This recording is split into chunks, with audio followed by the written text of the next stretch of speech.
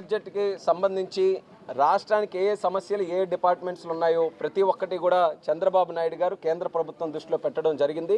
వాళ్ళు కూడా చాలా పాజిటివ్గా స్పందించారు. బడ్జెట్ రూపంలో ఏవేవైతే మన రాష్ట్రానికి రోడ్స్ కానివ్వండి, పోర్ట్స్ కానివ్వండి, ఇన్ఫ్రాస్ట్రక్చర్ ప్రాజెక్ట్స్ కానివ్వండి, లేకపోతే సెంట్రలీ స్పాన్సర్డ్ స్కీమ్స్ కానివ్వండి, ఏవేవైతే ఉన్నాయో అన్నిట్లో కూడా ఆంధ్రప్రదేశ్ రాష్ట్రానికి న్యాయం జరిగేలా ఉంటుందని చెప్పి వాళ్ళు కూడా ఇచ్చేశారు.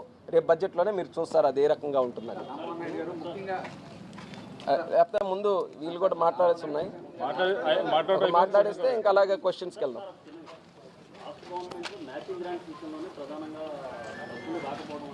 ఎస్ ఎస్ ఎస్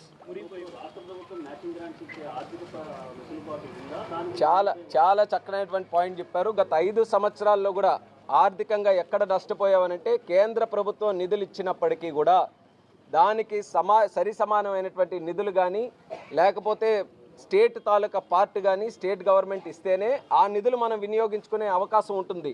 కానీ జగన్మోహన్ రెడ్డి గారు 5 సంవత్సరాలు ముఖ్యమంత్రిగా ఉన్నప్పుడు ఏ ఒక్క స్కీమ్ కూడా సక్రమంగా వినియోగించుకోలేదు. అంటే రాష్ట్రం తాలూకా ఖర్చు పెట్టాల్సినటువంటి డబ్బు ఒక్క రూపాయి కూడా పెట్టకుండా కేంద్రం ఒక పథకం కింద ఇస్తే దాన్ని దారి మళ్లించి వాళ్ళు అవినీతి చేసే క్రమంలోనే చేశారు తప్ప ఎక్కడ స్టేట్ గవర్నమెంట్ తాలూకా మ్యాచింగ్ ఫండ్ కానీ స్టేట్ గవర్నమెంట్ తాలూకా కాంట్రిబ్యూషన్ కూడా సరిగ్గా పెట్టలేదు. అవన్నీ కూడా ఈరోజు బయటకు వచ్చే పరిస్థితి వచ్చాయి.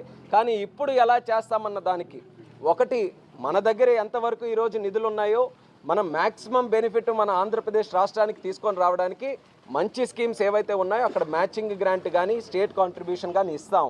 కానీ మేము కూడా రిక్వెస్ట్ చేసాం, ఈరోజు బ్యాక్వర్డ్ జిల్లాలు ఏవైతే ఉన్నాయో రాయలసీమ కానీ ఉత్తరాంధ్ర కానీ అలాగే ప్రకాశం జిల్లాలు అలాంటి ప్రదేశాల్లో అదనంగా మీరు కూడా మ్యాచింగ్ గ్రాంట్ వచ్చినప్పుడు కాస్త వెసులుబాటు కల్పించి కేంద్రం నుంచి మాకు నిధులు ఇవ్వడంలో కాస్త సహాయ సహకారాలు అందించాలని కూడా మేము రిక్వెస్ట్ చేయడం జరిగింది.